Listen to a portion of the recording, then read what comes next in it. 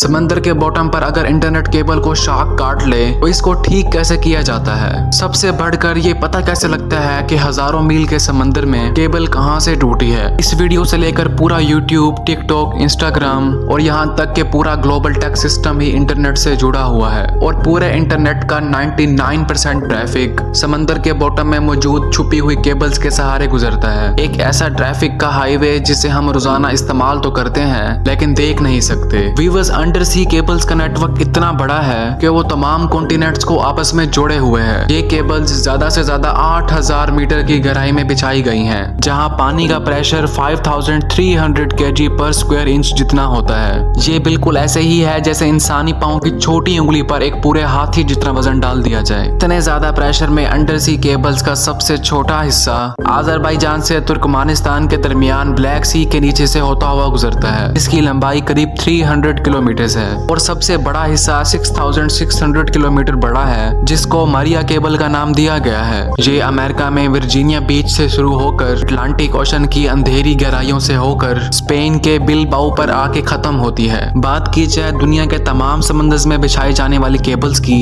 तो कुल मिलाकर इन सब केबल्स की लंबाई 14 लाख किलोमीटर से भी ज्यादा है। इतनी ज्यादा कि अगर इन केबल्स को हमारे सोलर सिस्टम के तमाम प्लैनेट्स और इनके मून्स के गिर्द लपेटा जाए तो फिर भी इतनी केबल बच जाएगी कि वो अर्थ का दोबारा से एक और गोल चक्कर लगा सके। अब जाहिर है इतनी लंबी केबल्स, वो भी समंदर में 8000 फीट की गहराई में बिछाना कोई आसान काम तो नहीं है। सिर्फ 1 किलोमीटर सबमरीन केबल को बिछाने में ज्यादा से ज्यादा 25 लाख US का खर्चा आता है। तो अब आप खुद ही अंदाजा लगा लें कि 14 लाख किलोमीटर तक फैली हुई केबल्स को लगाने में कितना खर्चा आया होगा, जबकि आज की दुनिया में सैटेलाइट्स की मदद लेकर पूरी दुनिया को वायरलेस इंटरनेट से कनेक्ट किया जा सकता है। असल में देखा जाए तो पूरी दुनिया में 493 सबमरीन केबल्स मौजूद हैं। हर एक केबल 4000 टेराबिट्स का डाटा झेल सकती है, वो भी सिर्फ 1 सेकंड में। इसका ये मतलब समझ लें कि 1 सेकंड में 8 करोड़ लोग 4K मूवी देख रहे हैं और ऐसी 493 केबल्स हैं। इसके बरक्स यही काम अगर सैटेलाइट करेगी तो एक सैटेलाइट पर वही 4K मूवी सिर्फ 24,000 लोग ही देख पाएंगे। और अब लोगों की डिमांड पूरी करने के लिए ज्यादा से ज्यादा सैटेलाइट स्पेस में भेजनी पड़ेंगी, जिसमें खर्चा भी ज्यादा होगा और मेंटेनेंस भी। सबमरीन केबल के मुकाबले में सैटेलाइट की मेंटेनेंस ज्यादा कॉस्टली भी है और मुश्किल भी। और अगर किसी वजह से सैटेलाइट में मेजर फॉल्ट आ जाए तो उसको रिप्लेस करने में 40 करोड़ US का खर्चा बर्दाश्त करना होगा। यही वजह है कि लाखों किलोमीटर की केबल समंदर के नीचे बिछाना सैटेलाइट या वायरलेस कनेक्टिविटी से ज्यादा आसान है। इस अंडर सी हाईवे में हर वक्त करोड़ों गीगाबाइट का डाटा ट्रैवल कर रहा है। इसका मतलब है कि ये हाईवे भी काफी ज्यादा चौड़ा होगा,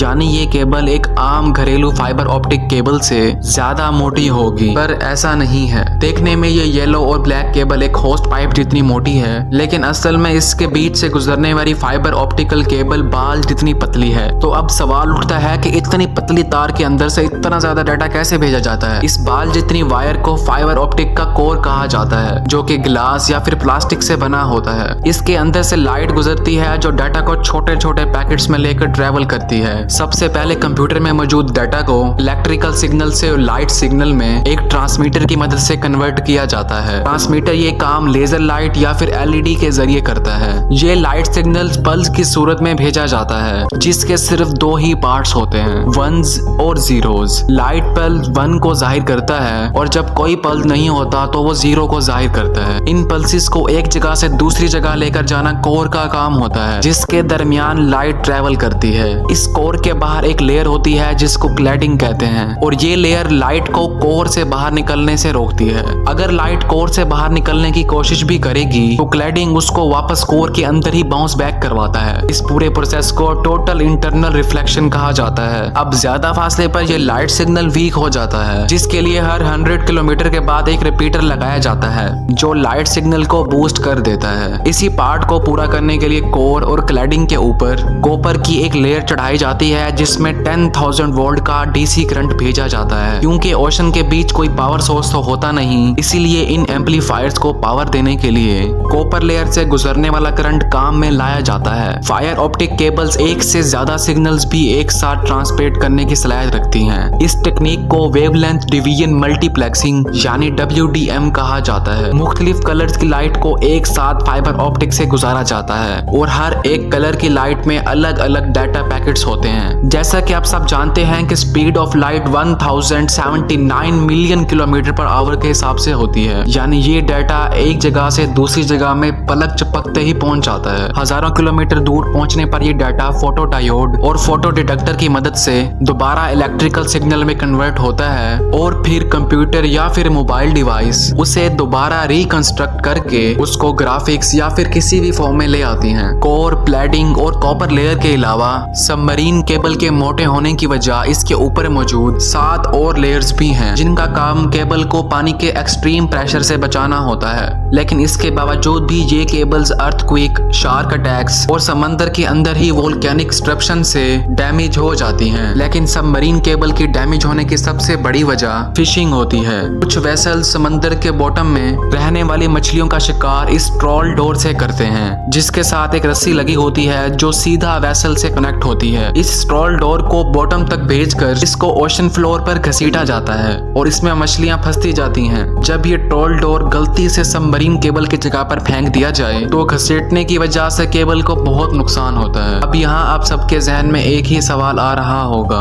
कि इतने वसी और बयाबान समंदर के बॉटम में अगर सबमरीन केबल डैमेज हो जाएं तो फिर इनको ठीक कैसे किया जाता है? ठीक करना तो बाद की बात है, लेकिन सबसे पहले हजारों लाखों किलोमीटर में वायर कहां से डैमेज हुई है वो लोकेशन कैसे पिन पॉइंट की जाती है। आपको यहाँ बताते चलें कि आजकल की मॉडर्न सबमरीन केबल्स 1 इंच मोटी होती हैं और 1 किलोमीटर वायर का वजन तकरीबन 1400 kg होता है, यानी एक सेडान गाड़ी जितना। समंदर में इंस्टॉलेशन के लिए ऐसी हजारों किलोमीटर की वायर वन पीस में समंदर के बॉटम्स में स्पेशल शिप्स की मदद से इंस्टॉल की जाती हैं। पूरी रिसर्च के बाद जब एक खास एरिया चुना जाता है तो वायर के बड़े बड़े रोल्स शिप में लाद कर उस लोकेशन पर लाए जाते हैं और फिर एक स्पेशल रोबोटिक मशीन जो समंदर के फ्लोर पर चलने की सलाहियत रखती है उसको इस्तेमाल करके 1 मीटर तक फ्लोर को खोदा जाता है और साथ साथ उसमें केबल बिछाई जाती है। ये काफी आहिस्ता चलने वाला काम होता है जिसे बड़ी एहतियात से करना बहुत जरूरी है। एक अंदाजे के मुताबिक यूएस से लेकर यूरोप तक बिछाई जाने वाली 6600 किलोमीटर वायर को बिछाने में तकरीबन 2 साल का वक्त लगा था। जब एक वेसल में रखी वायर खत्म हो जाए तो केबल से भरी दूसरी वेसल मंगाई जाती है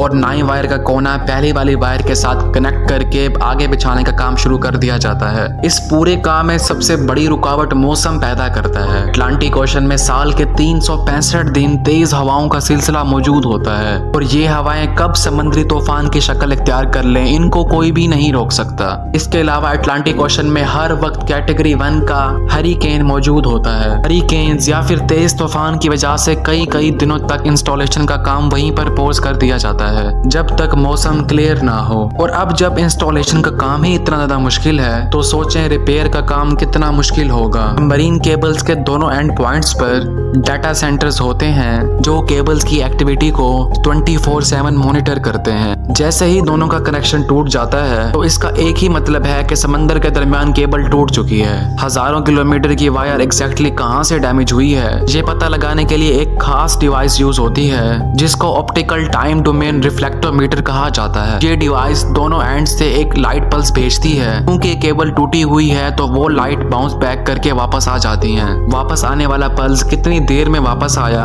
और सिग्नल्स की मजबूती कितनी बची है इससे अंदाजा लगाया जाता है कि एग्जैक्टली कितने किलोमीटर के बाद केबल में डैमेज है। यही प्रोसेस दोनों एंड से किया जाता है और वेरीफाई किया जाता है कि दोनों की लोकेशन एक ही है कि नहीं। अब दोनों एंड से डीसी सप्लाई यानी केबल में छोड़ा गया करंट बंद किया जाता है और उस लोकेशन पर आरओवीज को समंदर के बॉटम पर भेजा जाता है। आरओवीज की मदद से पहले फिजिकली केबल्स का मुआयना किया जाता है और फिर केबल को बाहर निकालकर ऊपर मौजूद वेसल तक लाया जाता है। केबल का वो हिस्सा जो डैमेज हो गया हो वो काट कर उसमें दूसरा पीस लगाया जाता है। फाइबर ऑप्टिक का कोर क्योंकि गिलास का बना होता है इसीलिए ये काम काफी ज्यादा एहतियात से करना होता है ताकि एक गिलास दूसरे के साथ वैसे ही जुड़ जाए जैसे वन पीस में था। इस प्रोसेस को स्प्लाइसिंग कहा जाता है। अगर केबल कम पड़ रही हो या समंदर का बॉटम काफी ज्यादा नीचे हो फिर एक हिस्से को ऊपर उठाया जाता है और उसमें दूसरी एक्स्ट्रा वायर को जोड़कर दोबारा नीचे बिछा दिया जाता है और यही प्रोसेस दूसरी वायर के टूटे हुए एंड पर भी किया जाता है। सबमरीन फाइबर ऑप्टिक केबल के फायदे, ये काम कैसे करती है और इंस्टॉलेशन और रिपेयर के बारे में शायद आपके कई सवालों का जवाब आपको मिल चुका होगा। उम्मीद है मेरी ये वीडियो भी आपको बहुत अच्छी लगी होगी। वीडियो अच्छी लगी हो तो चैनल को सब्सक्राइब कर देना।